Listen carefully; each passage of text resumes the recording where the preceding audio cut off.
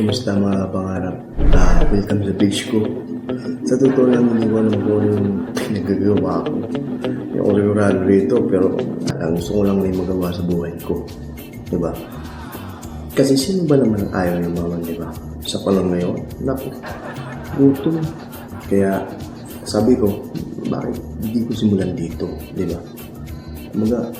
Wala na siyang alam na sa editing. Kung bakit siya din talaga mga kapangarap. Hiya ako, nilalabanan ko na lang din. Ginagawa ko na lang din kasi wala. Gusto ko lang tingin gawin to. May gawin ako sa buhay ko. Kasi naman maging busy ako sa mga bagay na alam kong hindi naman yung mga katulong, di ba? Nadangaw pa. Kaya sabi ko, bakit hindi ko subukan simulan dito? Diba? Wala na ako lang sa editing. Yung mga video-video na to, wala rin. As in, zero balance talaga. Kaya ako ginawa itong page na to para siyempre, inumaman. Pero hindi yun. Pinakang doon para ma-develop ko yung sarili ko. Patutusin lang. Nilalabanan ko lang yung kaya ko rito.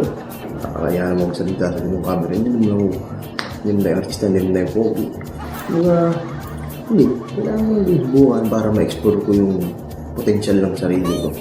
Dito sa page ko ito, bali, isi-share ko lang naman yung mga makikita kong magandang ideas. Kumbaga makakapagdagdag sa atin ng budget. Kumbaga, ang kakaroon tayo ng extra income. O kung ano man yung pwede nating gawin para at least makaipon tayo o may masimulan tayo. Diba? Kung ganung bagay. Sa tingin nyo ba mga kasama? Okay lang ba yun? Kailangan ba yun? Tingin ko kailangan sa panahon yun. Wala. Iba na talaga. Sabog-sabog na yan eh. Hindi na ako yung mga presyo ng pilitin eh. Tingnan nyo naman eh. Diba? Kung mga sinasahod natin, hindi na siya nakalibel ba? Yung mga presyo ng manok, ng baboy, ng rekado, ng gulay, kahit gulay ngayon eh. Mahal na. Diba? So, yun. Ito yung ano dito. Kung mag-aaral lang naman ako. Tapos yung self-development ko, i-share ko lang din dito.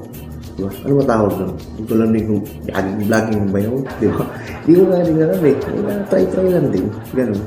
Hindi ko rin alam kung saan ito kakantong. Diba? Sabay-sabay tayong mangarap. Kasi doon naman nagsisimula lahat yun eh. Sa pangarap. Lahat naman ng nasa taas ngayon, nangarap din yan eh. Pero siguro yung mga talagang nagmana, may nagmana tuloy. Yung may mga minana, mga ganung bagay ba? Wala naman tayo nun eh. Karamihan sa atin, wala. Masipag lang talaga. Pero, siyempre, ano kasi ngayon, mga kapangarap, parang sa tingin ko, madaming Pinoy na masipag. Madaming masipag. Pero parang may kulang pa. May kulang pa sa atin. Siguro kaalaman yun. So, kaya ang ginagawa ko to. Pero hindi ko naman sinusukurado ba? Yayaman tayo dito. Yung sa akin, gusto ko lang. Kaya nga pangarap ko yung mama. Yung simulan natin sa pangangarap, di ba? So, simulan natin ito. Sana sabay-sabay tayong umangat, di ba? Follow na lang kayo sa aking 4 tips. Paano ba yun? Follow ba? Okay, kailangan ba yung i-share yun para marami akong views? Ganun ba yun? Mag-followers, ganun? Hindi ko rin alam eh. Basta kung tingin nyo may katuturan doon pinagkagagawa ko, paano nyo na lang ako. Tsaka, kung mag-aaral ng mga editing eh. Mahina pa ako nun eh. Hindi. Self-learning lang. Hopefully talaga. Maayos natin yung buhay natin. Maayos ko yung buhay ko. Siyempre sa editing. Lahat na tayo, di ba? At least, kahit pa paano, hindi man tayo ganun. Yumaman.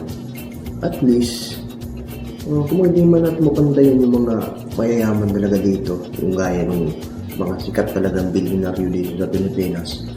At least ba, maging maluwag yung buhay natin. Matuto tayo ng mga, kahit mga simpleng tips na magagamit natin sa pang-araw-araw, kung ano man ang pwede. Yun lang. So, see you orang mga kapangarap. Antayin nyo sa mga post. Yun lang. Yun na nga eh. Sige, bye-bye na.